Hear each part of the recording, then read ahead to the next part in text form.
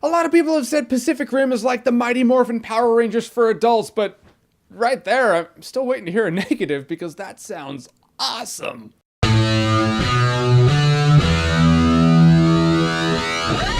Pacific Rim. That's right, got the apocalypse scruff again because Idris Elba said he was canceling the apocalypse, and I thought to myself, I don't give a shit. So it's back, yeah. So Pacific Rim's directed by Guillermo del Toro. He's a very visual director. He's done some really cool shit. For the longest time, he was gonna be the director of the Hobbit movies. Something happened, it fell through, and then Peter Jackson was like, all right, I'll come back to it. The concept of Pacific Rim is there's this portal in the bottom of the Pacific Ocean in which these big evil monsters come up and they just start ravaging the world. They come up one at a time, you know, because they're polite like that. And to fight monsters, we had to create monsters, or at least big robot mechs. So that's what we did, and now we combat them, and now we have our movie. Power Rangers for adults? Maybe, but again, I'm still waiting for that to be a negative. And they say you in the middle of this conflict. They establish the world they live in through one of those, you know, Lord of the Rings. All right, these are how the rings were created. This all happens, and now we're here. Prologues? Yeah, it's like that. This takes place after these monsters have been dick-slapping all our major cities. We are aware of the situation. We have had mechs to fight them for a long time. That puts you right in the thick of it, because they're like, we know you want to see big robots fight monsters, and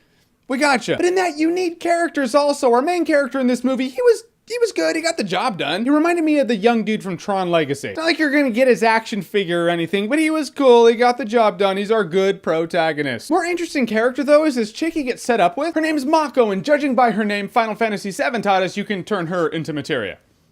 That's what it taught us. She was actually really cool. It was cool to see her train with the dude, and they actually did a good job at telling you a reason why each robot needs two pilots. Right when they say it, you're like, okay, that's cool, done. I buy it. Idris Elba kicked ass. He's like the Louis Gossett Jr. of Iron Eagle for Pacific Rim, kind of. We are canceling the apocalypse! Stringer Bell from The Wire is a badass in this movie. He's always a badass though. Idris Elba and Stanley Tucci are the two guys where you're like, the movie could be terrible, but you'll still be like, Idris Elba was awesome or Stanley Tucci was awesome, whatever the movie is. But now we come down to it, folks.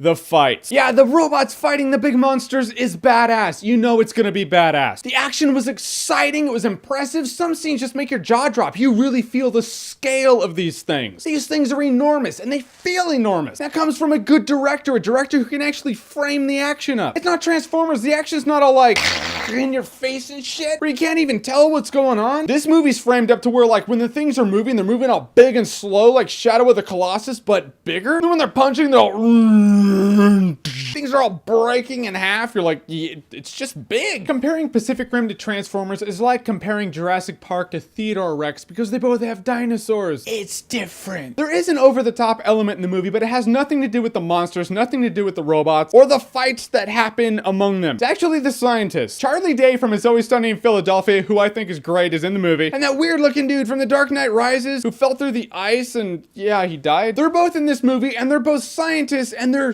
kind of over-the-top cartoony. I mean, you get it because they're really brilliant and they're geniuses. But Mr. Dark Knight Rises in this movie, he had this cane. He was like Greg House on crack. That's what he was. And you're like, I can take Big Iron Man fighting Godzilla because everything is large and moves within relative speed. These guys were just so fast. You're like, you're talking to, slow down, slow down. Slow down. But in the end, I had a blast with Pacific Rim. I was impressed with Pacific Rim. The only gripe I have with Pacific Rim is the scientists were a little cartoony, but right there, it's not enough to bring the movie down. I could find gripes with Star Trek Into Darkness, and I loved that movie. Why do I compare this to Star Trek Into Darkness? Because they have the same rating, because Pacific Rim is Awesometacular.